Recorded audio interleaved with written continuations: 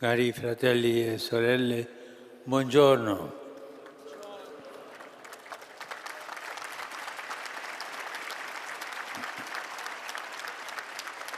Nelle catechesi precedenti ci siamo addentrati poco alla volta nel grande mistero della misericordia di Dio. Abbiamo meditato sull'agire del Padre nell'Antico Testamento e poi attraverso i racconti evangelici abbiamo visto come Gesù, nelle sue parole e nei suoi gesti, sia l'incarnazione della misericordia.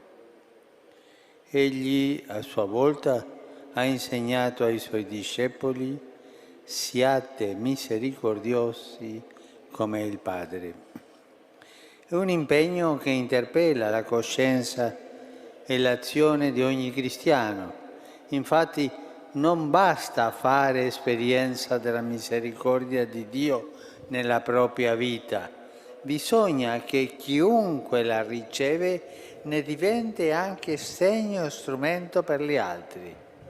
La misericordia, inoltre, non è riservata solo a dei momenti particolari, ma abbraccia tutta la nostra esistenza quotidiana. Come dunque possiamo essere testimoni di misericordia? Non pensiamo che si tratti di compiere grandi sforzi o gesti sovraumani. No, non è così. Il Signore ci indica una strada molto semplice, fatta di piccoli gesti, che hanno però ai Suoi occhi un grande valore, a tal punto che ci ha detto che su questi saremo giudicati. Infatti, una pagina tra le più belle del Vangelo di Matteo ci riporta l'insegnamento che potremmo ritenere in qualche modo come il testamento di Gesù da parte dell'Evangelista, che sperimentò direttamente su di sé l'azione della misericordia. Gesù dice che ogni volta che diamo da mangiare a chi ha fame e da bere a chi ha sete, che vestiamo una persona nuda e accogliamo un forestiero, che visitiamo un ammalato o un carcerato, lo facciamo a Lui. La Chiesa ha chiamato questi gesti opere di misericordia corporale, perché soccorrono le persone nelle loro necessità materiali. Ci sono però anche altre 7 opere di misericordia dette spirituali, che riguardano altre esigenze ugualmente importanti, soprattutto oggi, perché toccano l'intimo delle persone e spesso fanno soffrire di più. Tutti certamente ne ricordiamo una che è entrata nel linguaggio comune: sopportare pazientemente le persone moleste. E ci sono, ce ne sono persone moleste. Potrebbe sembrare una cosa poco importante, che ci fa sorridere, invece contiene un sentimento di profonda carità.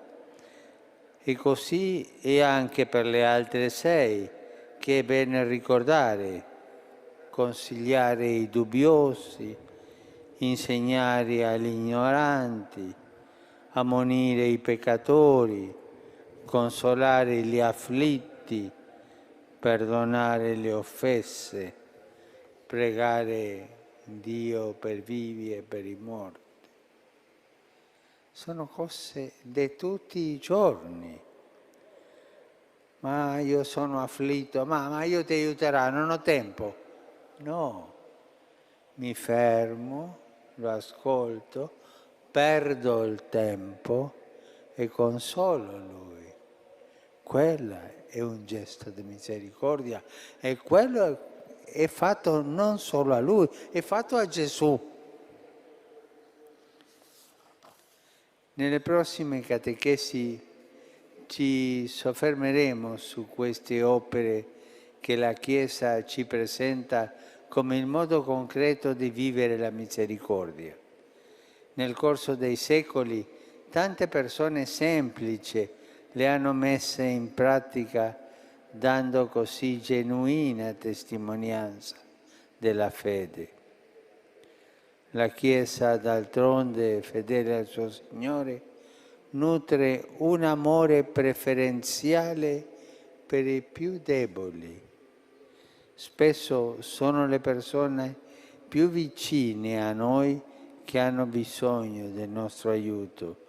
Non dobbiamo andare alla ricerca di chissà quali imprese da realizzare.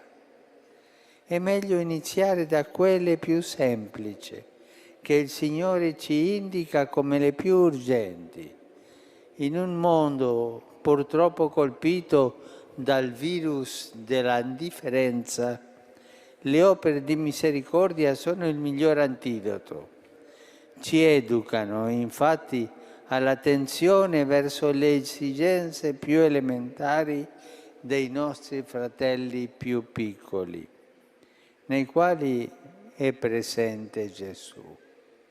Sempre Gesù è presente lì dove c'è un bisogno, una persona che ha un bisogno sia materiale che spirituale, ma è Gesù lì.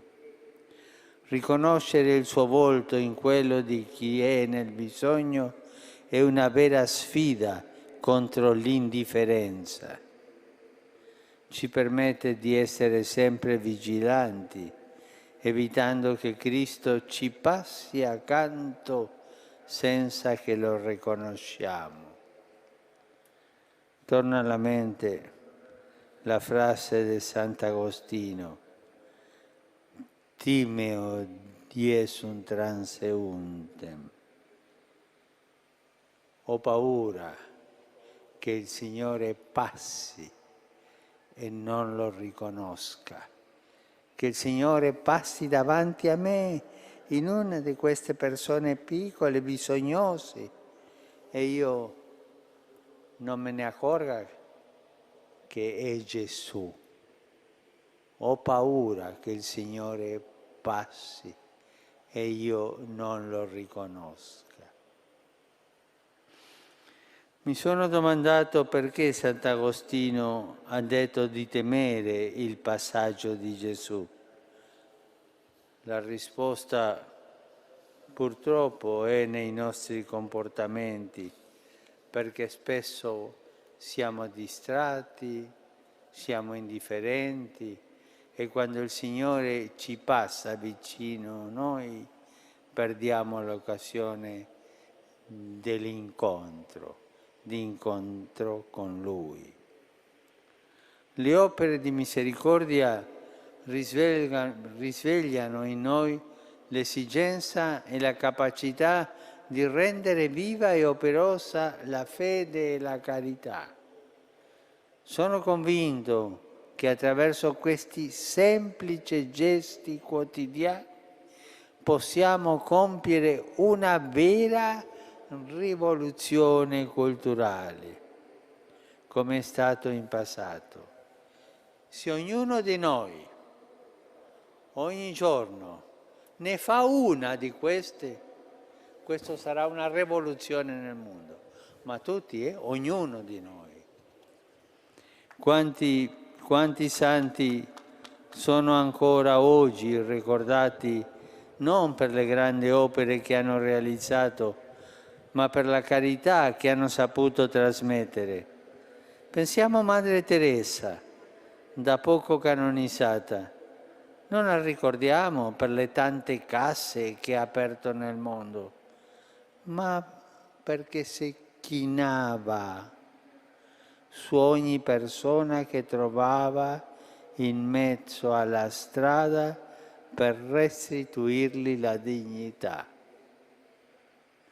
Quanti bambini abbandonati ha stretto tra le sue braccia, quanti moribondi ha accompagnato sulla soglia dell'eternità tenendoli per mano.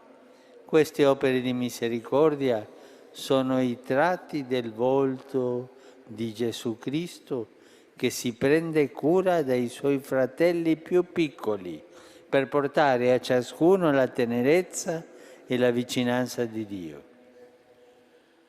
Che lo Spirito Santo ci aiuti, che lo Spirito Santo accenda in noi il desiderio di vivere con questo stile di vita, almeno fare una ogni giorno, almeno. Impariamo di nuovo a memoria le opere di misericordia corporale e spirituale e chiediamo al Signore di aiutarci a mettere in pratica ogni giorno e nel momento nel quale vediamo Gesù in una persona che è nel bisogno. Grazie.